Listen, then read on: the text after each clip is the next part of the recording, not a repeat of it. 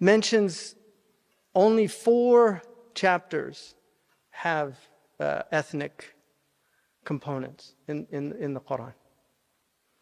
Chapter 17 is called the chapter of Bani Israel. And this is a very important human community.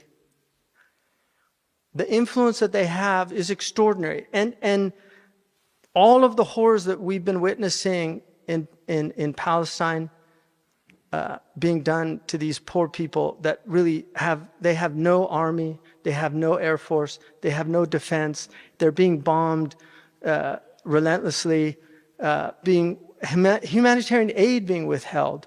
I mean, these fanatics going and even destroying food and things that were supposed to go to these people.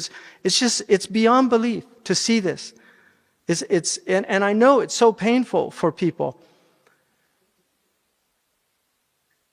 The Jewish community historically is a community that has held to a book, the Torah.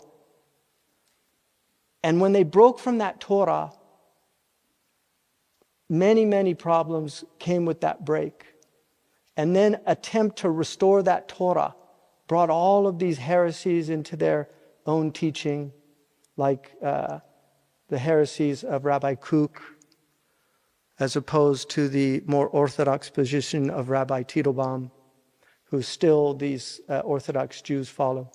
But the Jewish community is a community that has immense education, and when you look at their positions in this country, if you look at the Nobel Prize, the contributions, all these things, this is something that the Muslims had and we lost.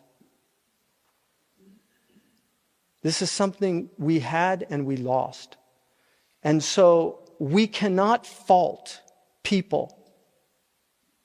We can definitely fault what's happening, and we should, and condemn it, what's happening to these people. But we cannot fault people for being in the positions that they have acquired through incredible effort and work when we haven't done the same. We have to rise up as a community because we have the talent, we have the intelligence, especially in these United States. I mean, this community is an amazing community. But Bani Israel is right there in the Quran. And you look at how many verses deal with the Jews. Never an unqualified statement. Minhum al-mu'minun, amongst them are believers. Wa aktharuhum al-fasiqun. Sounds like a lot of communities. Minhum man huwa dinaran yuaddihi ilayk. Some of them you trust them with a lot of money, they're trustworthy. Other ones, even if it's a small amount, you have to keep on them. Right? Laysu sawa. They're not the same, all of them. This is the Quran distinguishes. It doesn't collectivize. It always distinguishes. And that's why it's very important that the Muslim community recognize that. The Quran, the only time the Quran doesn't distinguish is with believers. And now Muslims, too many of us make all the kuffar one thing. But the Muslims, he's this, he's that, right? So that's a problem in our community. But Bani Israel, the second one, chapter 30, Rome, the Europeans. I mean, isn't it interesting that the two most powerful elements in our modern world have chapters named after them? There's no chapter called Faris. Even though Persia was the most powerful empire at that time, it was more powerful than the Byzantines. But the Prophet said, Al-Furs la akhsha alaykum.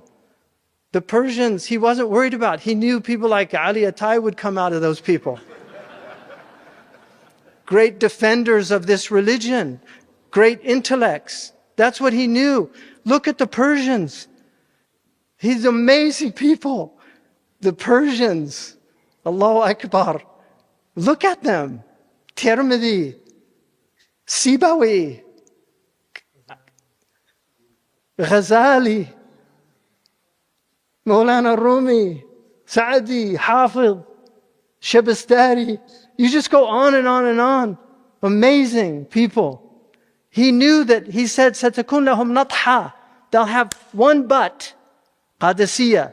And then he said, ثُمَّ لَا فَارِسٌ.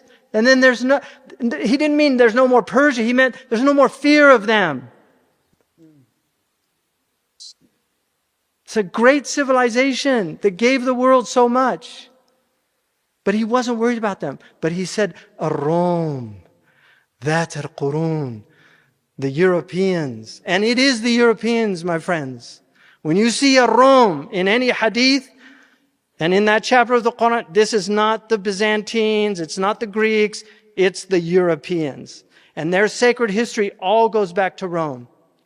Read the Venerable Bede. The sacred history goes back to Rome. Rome, that al-Qurun, they will be multi-generational. كُلُّ مَا هَلَكَ قَرْنٌ بَرَزَ قَرْنٌ آخَرٌ. Every time you see one of them, their generation destroyed, another one rises up. That's what the Prophet ﷺ said. How did he know that in the 7th century? How did he know that? How did he know Persia would end? He didn't see that in his lifetime. How did he know that Rome wouldn't end? And then he said, أَصْحَابُ صَخْرٍ وَبَحْرٍ. They will possess the land and the sea. And now the air.